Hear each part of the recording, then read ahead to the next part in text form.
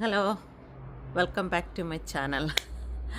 ഞാൻ ഇന്ന് പറയാൻ ഉദ്ദേശിക്കുന്നത് പറഞ്ഞാൽ, ഞാൻ വേറൊരു ദിവസം ഇതുപോലെ ഒരു വീഡിയോ ചെയ്തെന്ന് പറഞ്ഞാൽ, ഞാൻ രാവിലെ ഉറങ്ങി എണീറ്റപ്പോൾ തന്നെ നമ്മൾ എണീക്കുന്ന വഴി ഫോൺ നോക്കുമല്ലോ. ആ സമയത്ത് ഒരു ഒരാൾക്കൊരു സ്കാം കോൾ വന്നതിനെ പറ്റി ഒരു വീഡിയോ കണ്ടു. എന്നാൽ എനിക്ക് വന്ന സ്കാം കോളിനെ കുറിച്ച് പറയാമെന്ന് ഓർത്തുകൊണ്ട് ഒരു വീഡിയോ എടുത്തു. ആ സമയത്ത് പക്ഷേ അത് സബ്ജക്റ്റ് മാറിപ്പോയി, വേറൊരു വീഡിയോ ആയിപ്പോയി. അപ്പോൾ അന്ന് വിചാരിച്ചു എനിക്കിത് പറയണമെന്ന് ഭയങ്കര ആഗ്രഹമുള്ളൊരു സബ്ജക്റ്റാണ്. അപ്പോൾ അതിന്ന് പറയാം. അതായത് ഞാനിവിടെ സ്റ്റുഡൻറ്റ് വിസയിലാണ് ന്യൂസിലാൻഡിൽ വന്നത്. 2009 വന്നു. അപ്പോൾ ആ ഒരു 2010 ഏതോ ഒരു സമയത്ത് ഇതിപ്പോൾ സ്റ്റുഡൻറ്റ് വിസയിൽ വന്നു, പഠിക്കാൻ വന്നതാണല്ലോ. സമയത്ത് എനിക്ക് എക്സാം നടക്കണ ഒരു സമയത്ത്, എക്സാം ഉച്ച കഴിഞ്ഞാണ് എക്സാം. എന്നിട്ട് നമ്മൾ രാവിലെ ഇന്ത്യക്കാരാകുമ്പോഴത്തേക്കും നമുക്ക് ടെൻഷനാണല്ലോ. അപ്പോൾ ഒരു 10 മണിയൊക്കെ ആയപ്പോഴത്തേക്കും ഒരുങ്ങി കെട്ടി നമ്മൾ കോളേജിൽ പോയി. അപ്പോൾ അങ്ങനെ ഇരിക്കുന്ന സമയത്ത് എനിക്ക് പെട്ടെന്നൊരു കോള് വന്നിട്ട് അതിൻ്റെ നമ്പറൊന്നും കാണിക്കാനുള്ള പരിചയമില്ലാത്ത ഏതോ ഒരു നമ്പർ എടുത്തപ്പോഴത്തേക്കും എന്നോട് പറഞ്ഞു, പേര് ചോദിച്ചു. അതെ, പേര് പറഞ്ഞു, അഡ്രസ്സ് ചോദിച്ചു. അഡ്രസ്സ് കറക്റ്റാണ്, എൻ്റെ അഡ്രസ്സ്, ഞാൻ താമസിക്കുന്ന എൻ്റെ അഡ്രസ്സ് കറക്റ്റാണ്. പഠിക്കുന്ന കോഴ്സ് ചോദിച്ചു, ഇന്ത്യയിൽ നല്ലതെന്ന് ചോദിച്ചു. ഇന്ന കോളേജിലല്ലേ പഠിക്കുന്നത്, അതെല്ലാം കറക്റ്റാണ്. അപ്പോൾ എന്നോട് പറഞ്ഞു, ഞങ്ങൾ കുറേ ദിവസമായിട്ട് ട്രൈ ചെയ്യുവാണ് നിന്നെ ഒന്ന് കോണ്ടാക്ട് ചെയ്യാനായിട്ട്, പക്ഷേ നിന്നെ കിട്ടിയില്ല. എനിവേ നീ ലക്കിയാണ്, ഇന്നിപ്പോൾ നിന്നെ കിട്ടിയത് ഭയങ്കര നിൻ്റെ ലക്കാണ്. ബിക്കോസ് നീ ഇങ്ങനെ ഇന്ന ദിവസം കഴിഞ്ഞ വർഷം എന്തോ ഒരു ഡേറ്റ് പറഞ്ഞു, അതാണ് ലാസ്റ്റ് എൻട്രി നിൻ്റെ ന്യൂസിലാൻഡിൽ. അപ്പോൾ അന്ന് നിൻ്റെ ബാഗേജിൽ നിന്ന് കസ്റ്റംസിന് സംശയാസ്പദമായ എന്തോ ഒരു സാധനം കിട്ടിയിട്ടുണ്ട്. അപ്പോൾ ആ സാധനം ഞങ്ങൾ ഇൻവെസ്റ്റിഗേറ്റ് ചെയ്തുകൊണ്ടിരിക്കുമായിരുന്നു, എന്താണ് അതിനകത്തുനിന്ന്. അപ്പോൾ അത് നോക്കിയപ്പോഴത്തേക്കും അതൊരു എന്തോ ഒഫെൻസീവായിട്ട് എന്തോ ഒരു പറഞ്ഞു ആണ്. അപ്പോൾ അതുകൊണ്ട് നീ ഫൈൻ അടയ്ക്കണം. അപ്പോൾ നിന്നെ ഞങ്ങൾ കോണ്ടാക്ട് ചെയ്യാൻ തുടങ്ങിയിട്ട് കുറേ ദിവസങ്ങളായി. നിന്നെ കിട്ടാത്തത് കൊണ്ടാണ് ഇത് നിന്നെ അറിയിക്കാൻ പറ്റാതിരുന്നത്. അപ്പോൾ ഇന്നാണ് ഇതിൻ്റെ ലാസ്റ്റ് ഡേ, നാളെയാണ് ഇതിൻ്റെ ലാസ്റ്റ് ഡേ. അപ്പോൾ ഇത് കൈകാര്യം ചെയ്യുന്നത്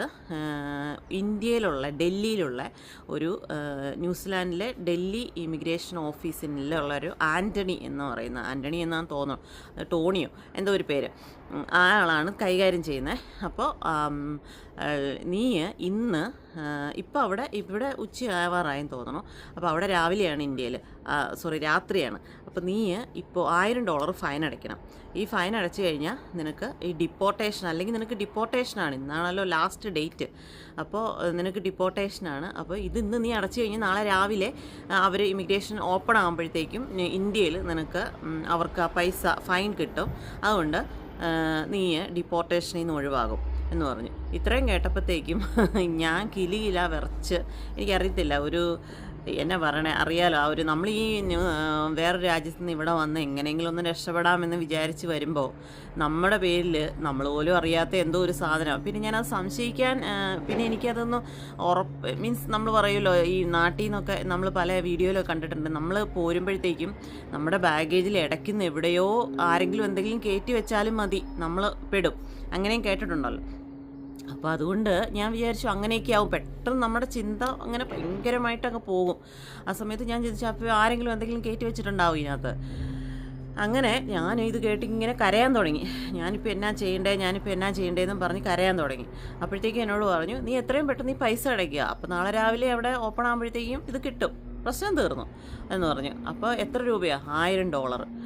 $1000. ഞാൻ പറഞ്ഞു, എൻ്റെ കയ്യിലില്ല $1000. അന്നേരം പറഞ്ഞു, അങ്ങനെ പറഞ്ഞാൽ നിനക്ക് ഇവിടുന്ന് പോകേണ്ട വരും. അപ്പോൾ നീ ആരോടെങ്കിലും ചോദിച്ചു, ഫ്രണ്ട്സിനോടോ ആരോടെങ്കിലും ചോദിച്ച് നീ എത്രയും പെട്ടെന്ന് പൈസ അറേഞ്ച് ചെയ്യുക, ഞങ്ങൾ ഒരു ½ ആൻ അവർ കഴിയുമ്പോൾ നിന്നെ വിളിക്കാം.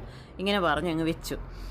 ഇത് കേട്ടപ്പോഴത്തേക്ക് ഞാൻ എൻ്റെ കൂടെ 2-3 മലയാളീസൊക്കെ ഉണ്ടായിരുന്നു ആ കൂടെ, അവരോടൊക്കെ പറഞ്ഞു. അപ്പോൾ അവർക്കൊന്നും അറിയത്തില്ല, എല്ലാവർക്കും ഇത് ഫസ്റ്റ് എക്സ്പീരിയൻസാണ്. പിന്നെ ആണെങ്കിൽ ഞങ്ങൾക്ക് പിന്നെ കുറച്ച് കഴിയുമ്പോൾ എക്സാം, എന്നാ ചെയ്യേണ്ടതെന്ന് ആർക്കും അറിയത്തില്ല. അപ്പോഴത്തേക്ക് ഞാൻ പിന്നെ എനിക്കറിയത്തില്ല. ഞാൻ ഹസ്ബൻഡിനെ വിളിച്ചപ്പോഴത്തേക്ക് ഹസ്ബൻഡ് അന്ന് ഫോൺ കിട്ടുന്ന ഒരു റേഞ്ചിലല്ല ജോലി ചെയ്യണേ.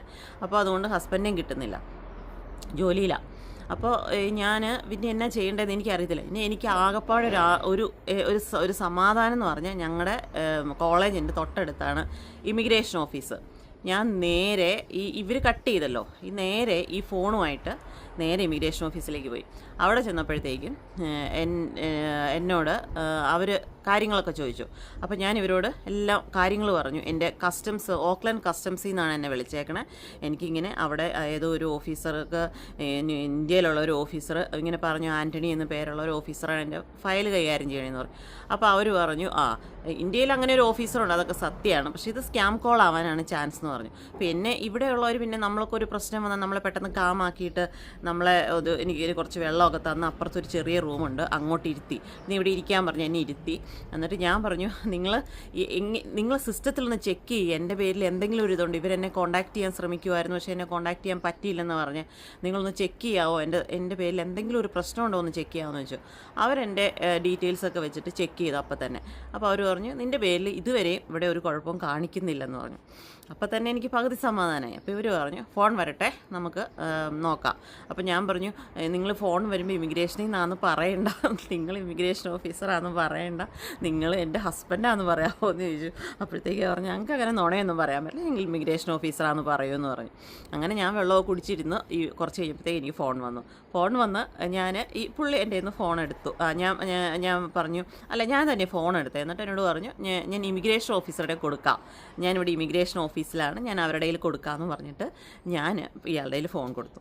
അപ്പോൾ പുള്ളി പെട്ടെന്ന് ഫോൺ എടുത്തിട്ട് ആരാണ് എന്നൊക്കെ ചോദിച്ചു. ഭയങ്കര കൂളായിട്ട് ചിരിച്ചുകൊണ്ട് അയാളോട് ചോദിച്ചു. അപ്പോൾ അങ്ങനെയാണ് അവർ സംസാരിക്കേണ്ടത് റിസപ്ഷൻ ഏരിയയിൽ നിന്ന്.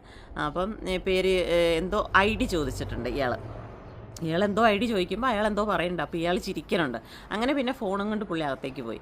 കുറച്ച് കഴിഞ്ഞപ്പോഴത്തേക്കും പുള്ളി ഫോൺ കട്ട് ചെയ്ത് തിരിച്ചു വന്നിട്ട് പറഞ്ഞു, നിൻ്റെ പേരിൽ ഇവിടെ ഒരു പ്രശ്നവും ഇല്ല, അത് സ്കാം കോളായിരുന്നു. അപ്പോൾ ഇങ്ങനെയുള്ള കോളുകളൊന്നും വരുമ്പോൾ നിങ്ങളതൊന്നും പേടിക്കണ്ട, അങ്ങനെ എന്തെങ്കിലും ഉണ്ടെങ്കിൽ നിങ്ങൾക്കല്ലാതെ മെയിലൊക്കെ വരും, അതുകൊണ്ട് അതൊന്നും പേടിക്കണ്ട എന്ന് പറഞ്ഞു. അപ്പോൾ അതോടുകൂടി എനിക്ക് ഭയങ്കര ആശ്വാസമായി. എന്നാ പറയണേ, പക്ഷേ അന്നത്തെ ആ ഒരു പരീക്ഷയ്ക്ക് പിന്നെ എങ്ങനെ എഴുതി എനിക്കറിയത്തില്ല, അത്രയും ടെൻഷനിൽ. എനിവേ ഇതാണ് എനിക്ക് അന്ന് വന്ന കോള്. അപ്പോൾ അതിന് ശേഷം പിന്നെ എപ്പോൾ ബാങ്കിൽ നിന്നോ എവിടെ നിന്ന് ഇതുപോലെ എൻ്റെ ഡീറ്റെയിൽസ് ചോദിച്ച് വിളിച്ചാൽ ഞാൻ പറയും, ഞാൻ അങ്ങോട്ട് വരാം, എനിക്കിപ്പോൾ തിരക്കാണ്, കോൾ അറ്റൻഡ് ചെയ്യുക, ഞാൻ അങ്ങോട്ട് വരാമെന്ന് പറയും. അപ്പോൾ ബാങ്കിൽ നിന്നാണെങ്കിൽ പോലും ഞാൻ ഡയറക്റ്റ് എനിക്ക് സമയമുള്ളപ്പം ബാങ്കിലോട്ട് ചെല്ലും. അപ്പോൾ പിന്നെ കുഴപ്പമില്ലല്ലോ, നമ്മൾ ഡയറക്റ്റ് ചെയ്യുന്ന നമ്മുടെ കാര്യങ്ങൾ പറയുമ്പോഴത്തേക്കും കുഴപ്പമില്ല.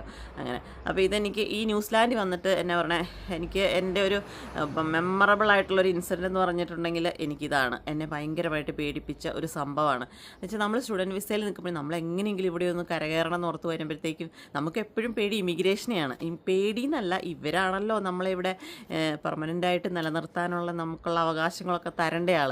അപ്പോൾ അവരിൽ നമ്മളുടെ കയ്യിൽ എന്തെങ്കിലും ഒരു കരട് കണ്ടാൽ അവരത് ഫയലിൽ അത് ആടാകും, പിന്നീട് നമുക്ക് പ്രശ്നമാവുമല്ലോ.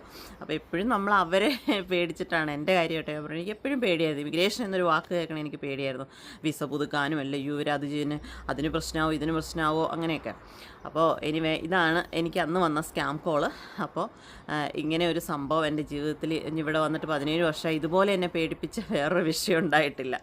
അപ്പോൾ ഇതാണ് എൻ്റെ ജീവിതത്തിൽ എന്നെ പേടിപ്പിച്ച ഇതുപോലെ വിഷയം ഉണ്ടായിട്ടില്ല. ഓക്കെ, അപ്പോൾ ഇതാണ് ഒരു ഇൻസിഡൻറ്റ്. Okay, by.